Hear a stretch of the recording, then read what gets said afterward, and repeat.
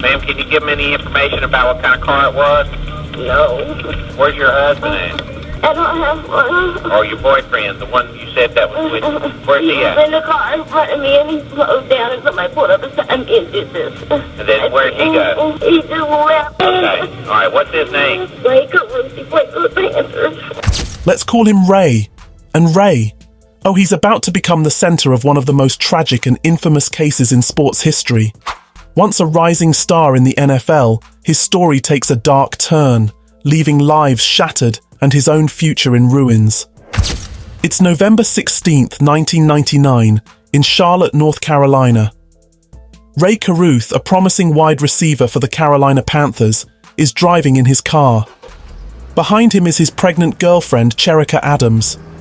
What happens next will not only destroy their lives, but will haunt everyone involved for decades. Cherica is 8 months pregnant, excited to become a mother, but that night, her life changes forever. As she follows Ray's car down a quiet road, another vehicle suddenly pulls alongside hers. Gunshots ring out, 4 of them. Cherica's car screeches to a halt as Ray's car speeds away. She's been ambushed, left bleeding, and clinging to life. But somehow, even in her final moments, Cherica manages to make a 911 call, and what she says is chilling. Ray Carruth stopped his car in front of me. He set me up. 911. I've been shot. You've been shot. Where are you at, man? I'm 8 months pregnant. How'd this happen? I was following my baby daddy, Ray Carruth, the football player. Where's he He was at? in the car in front of me and he slowed down and somebody pulled up beside me and did this. And then where'd he go? He just left. I think he did it. I don't know what to think of. This wasn't just a random act of violence. It was a calculated plan, a conspiracy. Ray, the man she loved, had orchestrated the entire thing. The plan was as cold as it was horrifying. Ray Carruth didn't want to be a father. Cherica had refused to get an abortion, and Ray, he decided the only way out was to get rid of her. He enlisted Van Brett Watkins, a man with a violent past, to carry out the dirty work. Ray's role was simple: lure Cherica into a vulnerable position, block her car, and let Watkins finish the job. But Cherica didn't die right away. Despite being shot 4 times, she managed to call for help. Her bravery that night saved her unborn child's life, though it came at a cost. Chancellor Lee Adams, born prematurely via emergency C-section, survived. But the lack of oxygen during the shooting caused permanent brain damage. Cherica fought for her life for 28 days, long enough to tell investigators her side of the story. Her words painted a damning picture of Ray Carruth as the mastermind behind the attack. Detectives quickly zeroed in on Ray Carruth. His behavior in the aftermath of the shooting was suspicious. He didn't visit Cherica in the hospital. Instead, he hid, first in plain sight, and then, when things heated up, in the trunk of a car.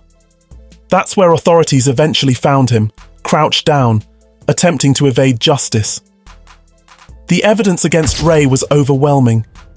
Investigators discovered that he had paid Van Brett Watkins and 2 other accomplices to carry out the shooting.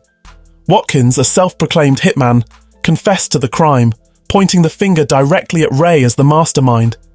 Ray's defense: he claimed the shooting wasn't a murder plot, but a drug deal gone wrong. It was a weak argument, one that crumbled under the weight of the evidence. The trial of Ray Carruth captivated the nation. Here was a young, talented athlete, someone who had it all, facing charges of conspiracy to commit murder, shooting into an occupied vehicle, and using an instrument with the intent to kill. The courtroom was packed, the media frenzy relentless. Prosecutors painted Ray as a selfish, calculating man who viewed Cherica and their unborn child as obstacles to his career and finances. The testimonies were damning, particularly from Watkins, who didn't hold back in describing Ray's involvement. The defense tried to cast doubt, but it wasn't enough.